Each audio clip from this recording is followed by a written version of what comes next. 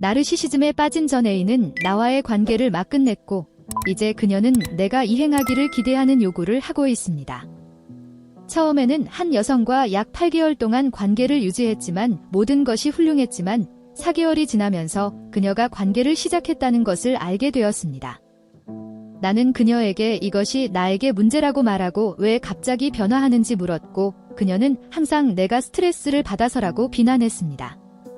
그녀에 대한 진정한 감정 그래서 싸움을 끝내기 위해 나는 그 반응을 거의 받아들였고 거기에서 앞으로 나아가기 위한 애정이 줄어들었습니다. 거기에서 상황은 계속 악화되었습니다. 나는 그녀가 우리가 논쟁한 전화로 의심스러운 행동을 보이기 시작했다는 것을 알았고 그녀는 항상 상황을 뒤집었습니다. 그녀는 나를 편집증적이고 불안한 사람이라고 불렀습니다. 나는 데이트 사이트에서 그녀를 한번 붙잡았고 그녀는 그것이 미끼 프로필이라고 주장했습니다. 내가 그녀를 다시 만날 만큼 미쳤는지 알아보기 위해 나는 어리석게도 그것을 놓아주고 관계 전반에 걸쳐 그녀에게 의심의 혜택을 주었다. 나는 그녀에게 내가 할 수 있는 가장 일관된 노력을 주었다. 나는 항상 그녀를 위해 있었고 그녀의 어린 딸은 나에게 호의를 베풀었다. 필요할 때마다 시간을 내어 최선을 다해 보살펴주고 항상 최우선으로 생각했습니다. 좋은 순간도 많았지만 항상 내 마음속에는 나는 그녀가 나에게 솔직하지 않은지 속으로 의심했지만 다시 한번 그녀를 너무 걱정해서 계속 앞으로 여러 번 나아갔습니다. 그녀는 그녀에게 그런 친절을 보여준 유일한 사람으로 여겨지는 사람이라고 말했습니다. 정말로 그랬던 유일한 사람. 그녀를 위해 내가 필요하다는 말을 지켰습니다. 그녀는 나를 끊임없이 그리워했고 매일 전화하고 문자를 보내며 거의 나와 함께 시간을 보냈습니다. 2월이 다가오면서 매일 우리는 새로운 체육관에 등록했습니다. 한동안 그것에 대해 이야기를 나눴고 재정적으로 더 나았기 때문에 2가지 구독 비용을 모두 지불하기로 결정했습니다. 그녀를 기쁘게 하고 싶었습니다. 그녀는 잘 알고 있는 생각에 동의했습니다. 그것은 매우 비용이 많이 들었고 운동 전날 12개월 된 약속의 의심스러운 행동이 너무 심해서 끔찍하다고 느꼈지만 라커룸에서 그녀의 휴대폰을 뒤져보니 속이 메스꺼워졌습니다. 그녀는 내내 데이트 사이트에 있었고 사진과 함께 생생하게 여러 사람의 남자, 여자와 섹스를 했습니다. 나는 이것에 너무 놀랐습니다. 나는 전혀 시간을 낭비하지 않았고 모든 것을 조사하지도 않았고 돌아와서 가방과 코트를 건네주고 체육관을 떠났습니다. 그녀는 나를 쫓아와 내 차에 타서 떠나기를 거부했습니다. 나는 그녀에게 내가 봤다고 말했습니다. 그녀의 첫 번째 본능은 그것을 부정하는 것이었지만 내가 너무 많이 봤다는 걸 그녀가 깨닫고 마침내 고백해야 했어요. 우리는 1시간 넘게 이야기를 나눴고 그녀는 마침내 나에게 진실을 말했습니다. 그녀는 기본적으로 내가 그녀를 비난한 모든 것이 옳았으며 그녀는 모든 것에 대해 기본적으로 내 의심이 옳았다고 말했고 어쨌든 모든 것에 대해 거짓말을 했습니다. 그녀가 나를 불안정한 미친 편집증적 나르시시스트라고 부르는 것은 내 말이 옳았고 그녀는 관심에 중독되었다고 말하는 내내 내 얼굴을 향해 거짓말을 하고 있었습니다. 이 사람들이 그녀에게 졌고 그녀는 실제로 그들과 육체적으로 아무것도 하고 싶지 않았지만 칭찬과 관심을 받는 것을 좋아했습니다. 그녀는 어떤 시점에서 더 이상 나를 원하지 않는다고 말했지만 나를 잃고 싶지 않다고 말했습니다. 그녀는 결코 나에게 욕을 하지 말았어야 했다. 사실 그녀는 그녀의 어머니와 같은 나르시시스트의 버릇없는 사람이기 때문에 그녀는 어리석게도 미워하지만 나는 내 감정을 방해하고 그녀에게 2번째 기회를 주었다. 이틀 후 나는 그녀가 데이트 사이트에서 자신에게 전화번호를 알려준 사람을 계속 따라다니는 것이 불편하다고 말했을 때 다시 불안하다고 전화하는 등 평소의 행동으로 돌아갔다는 것을 알아차렸습니다. 2주 후에도 나는 여전히 내가 필요하다고 그녀에게 말했습니다. 다음날 체육관에 가기 전에 그녀가 무시했다는 긴 문자 메시지를 통해 응답이 없었습니다.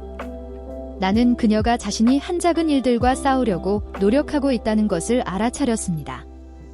나는 그냥 무시하고 우리가 식사하러 체육관에 간 후에 운동을 했는데 마침내 그녀는 내가 그녀에게 이런 말을 해야 한다고 말한 긴 메시지가 마음에 들지 않는다고 말했고 그녀는 절대 말하고 싶지 않아서 사실상 선택의 여지가 없었다고 말했습니다.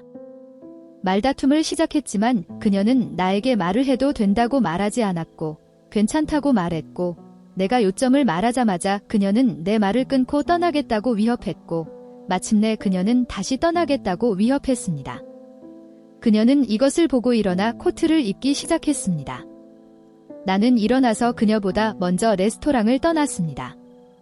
그녀는 내가 그녀를 부끄럽게 하고 다시는 거기로 돌아갈 수 없다고 말하면서 나를 쫓아왔고 그녀는 내가 무엇을 물었을 때 내가 그런 일을 했다는 것을 믿을 수 없었습니다. 내가 나한테 무슨 짓을 하려고 했는지 그 사람은 외출도 안 하고 코트도 제대로 입지 않았다고 했고 우리는 계속 말다툼을 하다가 결국 지쳤다고 했다.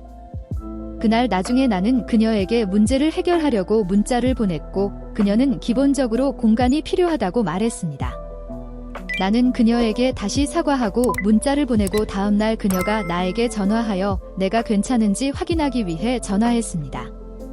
거기 가서 꼭 대화를 하고 싶었다고 스트레스를 많이 받아서 그런 건 아니고 거기서부터 일이 끝났다고 하더군요. 마지막으로 2통의 메시지를 보냈어요. 한 사람은 그녀가 나를 어떻게 대했는지 설명했고 다른 사람은 자신이 준비되었을 때 이야기해야 한다고 말했고 그녀는 주중에 아침에만 갈 수 있기 때문에 나와 부딪히지 않도록 저녁에 체육관에 갈 것이라고 말했습니다. 그녀는 마침내 응답했습니다. 안녕하세요. 제가 이 사실을 말하지 않았다면 메시지가 늦어져서 죄송합니다. 일어나지도 않을 일이 또 일어날 거라고 생각하지 않았으면 좋겠습니다.